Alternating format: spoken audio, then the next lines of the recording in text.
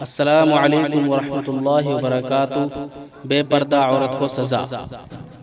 حضرت علی رضی اللہ تعالیٰ عنہ سے روایت ہے کہ میں اور میری بیوی فاطمہ رضی اللہ عنہما دونوں نبی علیہ السلام کی خدمت میں حاضر ہوئے۔ ہم نے آپ کو روتے ہوئے دیکھا۔ میں نے پوچھا آپ صلی اللہ علیہ وسلم پر میرے ماں باپ قربان ہوں، آپ کیوں رو رہے ہیں؟ آپ صلی اللہ علیہ وسلم نے ارشاد فرمایا، اے علی، میں نے معراج کی رات اپنی امت کی عورتوں کو دیکھا کہ ان کو مختلف طریقوں سے عذاب دیا جا رہا ہے۔ آج مجھے وہ منظر یاد آیا تو شفقت و رحمت کی وجہ سے مجھے رونا آ گیا۔ میں نے پہلی عورت کو دیکھا کہ اس کو سر کے بالوں کے ساتھ الٹا لٹکایا گیا ہے اور اس کا دماغ ابل رہا ہے۔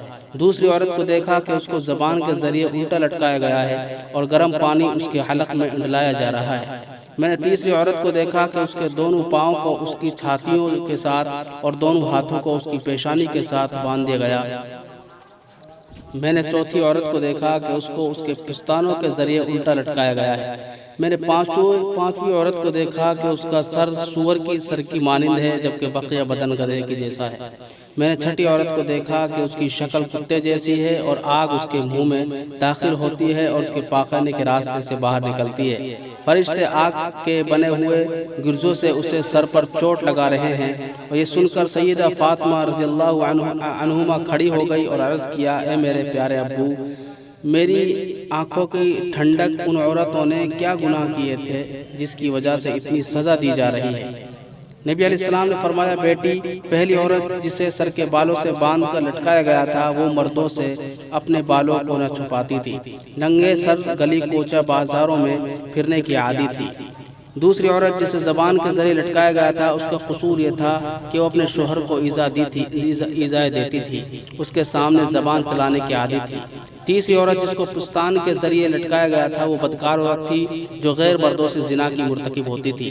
چوتھی عورت جس کے زبان پاؤں جس کے دونوں پاؤں چھاتیوں سے اور دونوں ہاتھ پیشانی سے باندھے گئے، اس پر سانپ بچھو چھوڑ دیے گئے، وہ عورت حیض جنابت کے بعد اچھی طرح فرض غسل سے اپنے بدن کو پاک صاف نہیں کرتی تھی اور نماز کا مذاق اڑاتی تھی۔ پانچویں عورت جس کا سر سور جیسا اور جسم گدھے جیسا تھا تو یہ عورت چغل خوری کرتی تھی اور جھوٹ بولتی تھی۔ چھٹی عورت جس کی شکل کتے جیسی تھی اور آگ اس کے منہ میں داخل ہو کر پاخانے کے راستے باہر نکلتی تھی تو یہ وہ عورت تھی جو حسد کرتی تھی اور احسان جتلاتی تھی۔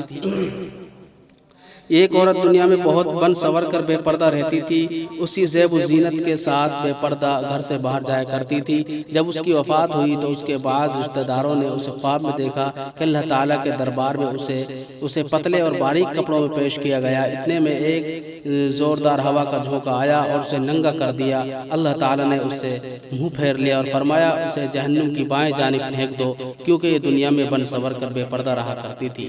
اللہ تعالیٰ ہمارے گھر کی عورتوں کو پردہ کرنے کی توفیق عطا فرمائے۔ السلام علیکم ورحمۃ اللہ وبرکاتہ۔